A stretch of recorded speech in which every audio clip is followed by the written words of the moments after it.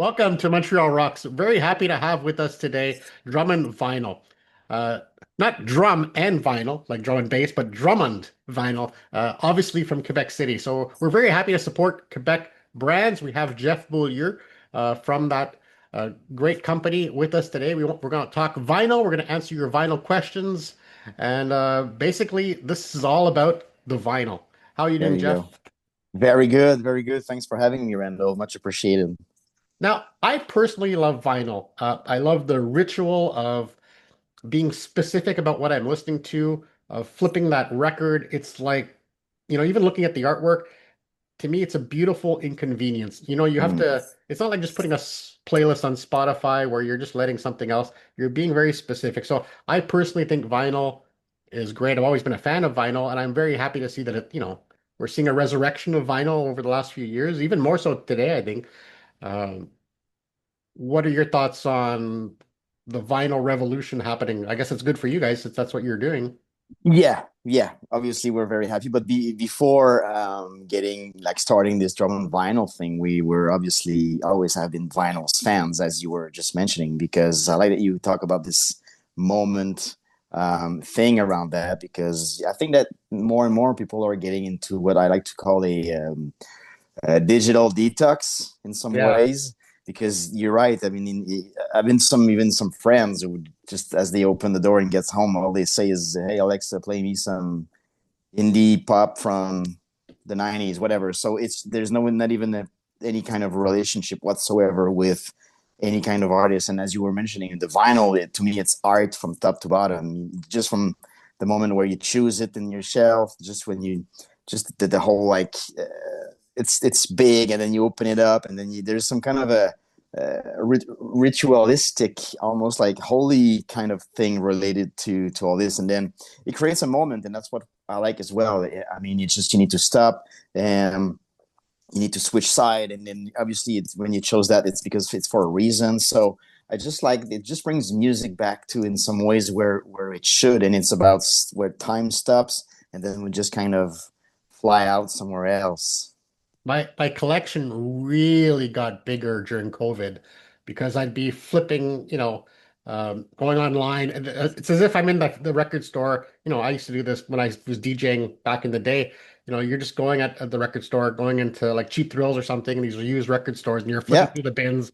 And there's something very relaxing to me about that whole process of discovering vinyl and finding like a gem hidden inside of a stack of 100 really kind of, to me, not my genre, but then finding that one album going, oh, yes, I finally got it. Uh, and, Yeah, and it's like gold digging, basically. exactly, yes, it's like, exactly, that's a great analogy. I love it. Gold digging for our generation. Yeah. Well, let's start by addressing the polka dot in the room.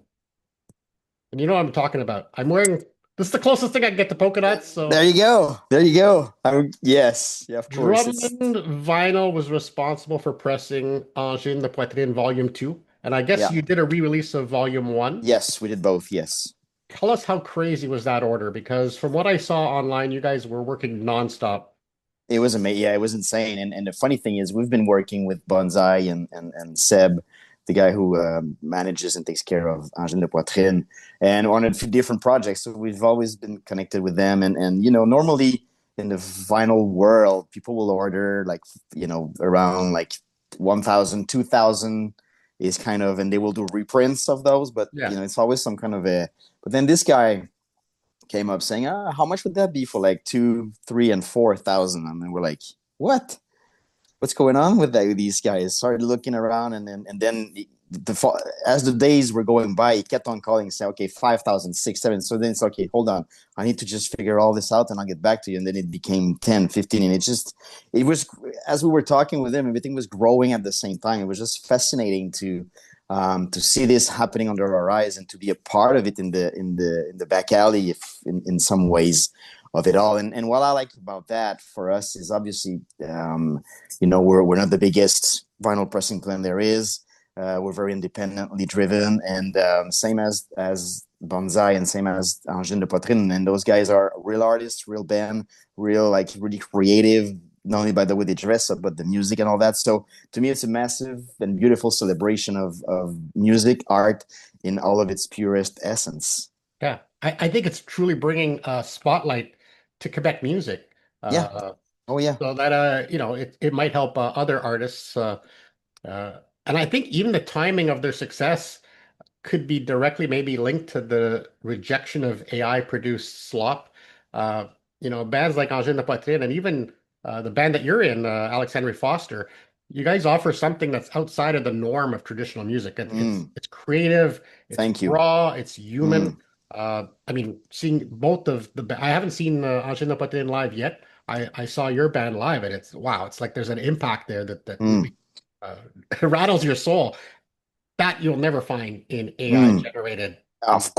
Of course, and it's back to even what we were talking in the beginning with the vinyl. It's all the experience thing. For us, music it has to transcend, in my opinion, everything. You know, otherwise it's just some kind of a fan going through in your whatever office or anything. And but music, it has the power to uplift, to heal, to gather, to do some great and beautiful and wonderful things, and just to see this happening. And yes, you're right. Montreal now is literally back on the music map on a worldwide scale. I mean, everyone I'm speaking with, I was just having a meeting this morning with people from New York, and everybody is just Angine de Poitrine everywhere. That's all everyone talks about. We had a friend, our sound engineer is from Germany, and he was telling, what about these guys? Have they been changing venues 3 times thus far? So, but everybody's excited because it's real music, it's real art, it's real. And as you mentioned, you go there, you see something happening, and then you leave maybe different. And for us, with Alex and Foster, is the same. We like to connect in and bring this connection to a new level, and music has this incredible possibility. Like we've been touring in countries like China, even where nobody, where it's hard to connect on any language, Mm. any possibilities through the language, but the music was our language, and what it created was, you see things under your eyes like, wow, this is unbelievable. So I'm just happy to see that it's not TikTok, it's not like AI, it's not like all those. It's music, it's art, it's a band. That's incredible. It's nice to see that other Quebec bands are getting some spotlight and getting some attention, and it's a great opportunity to be Yes. discovered. But going back to vinyl, like Drummond vinyl, how can I say you're not known for being boring. I would even say that what you guys produce are works of art. It's not just black vinyl. Uh, what pressing are you the most proud of to date? I mean, you've got some Wow, crazy stuff out there. that's a great question. Yeah, I mean, obviously Alex is. It's funny that I don't want to just plug us and our project and Ben, but Alex is always pushing the medium to a new level, and everything he does, he likes to. Well, that's also why we got the pressing plant in the first place, was just to be able to not have any limitations for our own selves whatsoever. But we have band from the US that are coming now, some 0930 and Shine Down, some bands like that, who are also asking us to do like splattered vinyls on clear vinyls and with different kind of colors, and things are it's like it's a real. That's what I like about it too, because it's artsy, and that's where we have this we call it the Lighton machine, where we can just put things in there, and every vinyl is different in some ways, Yeah, and it's not like all like done on a chain, and that's why for us also we like to be part of it all. Like we respect the. For us, it's art that we're doing. It's not just like vinyl and cardboard and paper and then just with delays and money and shipping time. And for us, no, we're part of the whole like ecosystem, from the recording in the studio to the marketing to. So we film everything. We like to know what the label is about, what the band is about, why this, why there. So we're always not only facilitating, but kind of putting also logs in the fire for artists and the label. that's cool. Um, when it comes to those special editions of the vinyl, and I know you have a special edition for Alex Henry Foster, like for Record Store Day. I think a very limited edition. So look out for that at Record Store Day. It'll probably be a hot item. But is there a trade-off when we talk about audio fidelity versus visual creativity? Those is that a myth that these kind of crazy vinyls that are not the traditional black, is there a difference in quality of audio? Not really. Of course, it's well to notice that. I mean, you have to be really deep into the like a real audiophile or Mhm. some kind of a mixer, or some people will say that will notice those little things, but honestly, between you and I would put any kind of vinyls on, and you will never like. I've seen black vinyls sounding like terrible, and also I mean, it just depends on how things are done and things are, and this is where for us we always want to make sure that everything is just aligned to with the artist. So that's why we will make sure that everything we receive, and when it's time to press on, everything is just perfect. And it's funny because some young artists we have to educate because they're like, that Mhm. doesn't sound like my Spotify thing. So, well, I mean, that's That's the the whole point of point. it all, right? You want to hear these little cracking, some little things, but yeah, I mean, honestly, it's just for general ears, it's there's no difference at all. Let's just say that if your turntable is worth over $10,000, Yeah, maybe stick with black vinyl. Hey, yeah. that's your thing. But for the rest of us mere mortals, go for the art. There you go. Love When, that. when you're That's creating good. when you're creating these multicolored vinyls, what actually happens physically during the pressing? Like, what's the procedure? Well, that's a good question too. I mean, for obviously when you do vinyl, you have to melt all those little like pellets Mhm. and create some kind of a puck.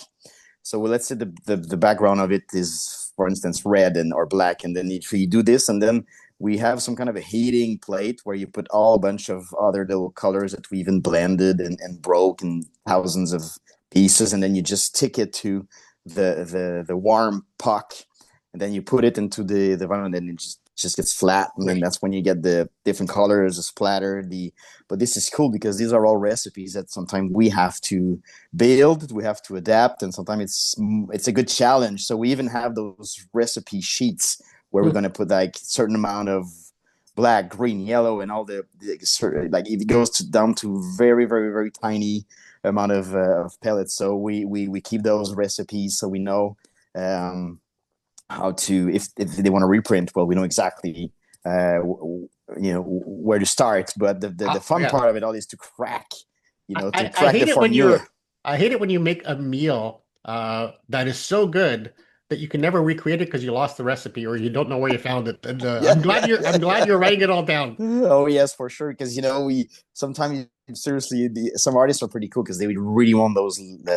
And for us, well, that's the fun part too. We want to break it down. We don't some other plans will tell you, well, this is going to take a certain amount of hours, and now it took more than expected. So for us, we don't.